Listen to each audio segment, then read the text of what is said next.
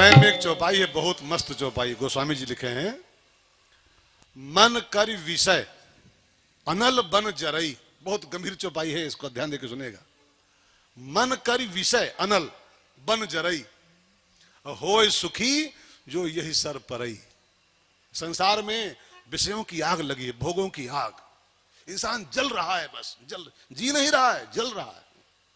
मुक्ति पथ में तो जलता ही जलता है, मुक्ति पथ में तो जलेगा बहुत दिन के बाद, लेकिन इंसान रोज जल ही रहा है।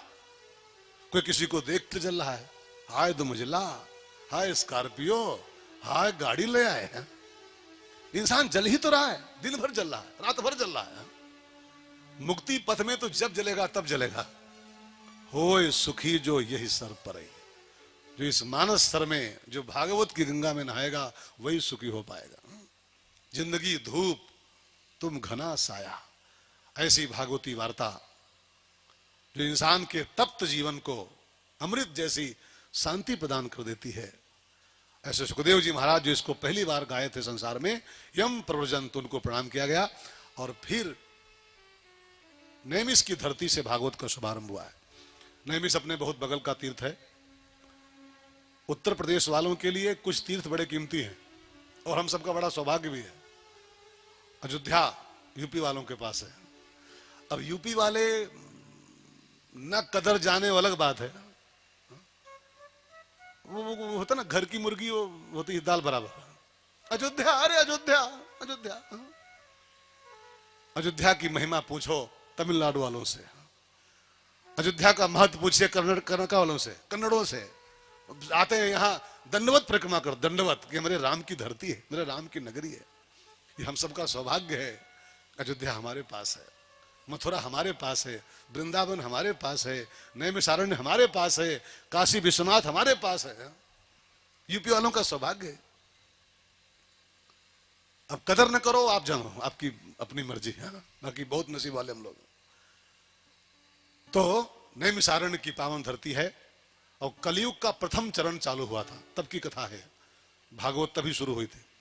कलयुग बिल्कुल स्टार्ट हुआ था, तो कलयुग के प्रथम दिनों में ही निमसार में एक महात्माओं ने मीटिंग बैठा ली। 88,000 महात्मा बैठे उस मीटिंग में। एक सब्जेक्ट रखा गया कि कलिकाल के प्राणियों का कल्याण कैसे होगा। देखो, महात्माओं की जिंदगी का एकमात्र मिशन होता है इन जीवों का कल्याण कैसे हो। अगर महात्मा के जीवन का कोई मिशन दूसरा है तो महात्मा ही नहीं हो। बहुत ध्यान देकर सुनेगा। उसके जीवन का मिशन खाली अगर आश्रम है, खाली मठ है, खाली चेला चेली है, वो महात्मा ही नहीं। स्वामी राम सुखदास जी से एक पत्रकार ने पूछा, सच्चे संत की परिभाषा क्या है? सच्चा महात्मा कौन? जरा सुनिएगा ध्यान देकर। इतने बड़े संत की कही बात है ये, राम सुखदास जी की। सच्चा महात्मा कौन? तो एक लाइन में उत्तर दिया उस महापुरुष ने, जो अपना कल्याण कर चुका हो और जिसके जीवन का एकमात्र उद्देश्य बचा हो कि मेरा तो कल्याण हो गया है, अब जो बचा खुचा टाइम मेरे पास है, मुझे समाज का कल्याण करना है, समाज का भला करना है। जो केवल और केवल परानुग्रह हेतु, दूसरों पर कल्याण की भावना से, परहित परमार्थ के कारण साधुन धरा। वो आपने दोहा पढ़ा कबीर साहब का, हो वृक्ष कबहु नहीं फल भखें। पेड़ के फल किसके लिए होते हैं? किसके लिए? कभी खाता एक को आम हो? अभी इतना आम लदा पड़ा है आजकल, एक आम भी पेड़ खाएगा उसमें से? सब दूसरों के लिए है, सब दूसरों के लिए। वृक्ष कबहु नहीं फल भखें, नदी न संचय नीर, परमार्थ के कारणे साधुन धरा शरीर। जो केवल और केवल जिनके जीवन का एक सूत्रीय मिशन है, परहित परहित परहित, उसको साधु कहते हैं, संत कहते हैं। वो कबीर ने साधु को साधु नहीं कहा, साधु कहा है। कहा कबीर सुनो भाई, साधु नहीं कहा है। पढ़िए कभी उनको, साधो। साधो माने दूसरों का हित साधो, दूसरों का कल्याण करो, दूसरों की समस्याओं को साधो।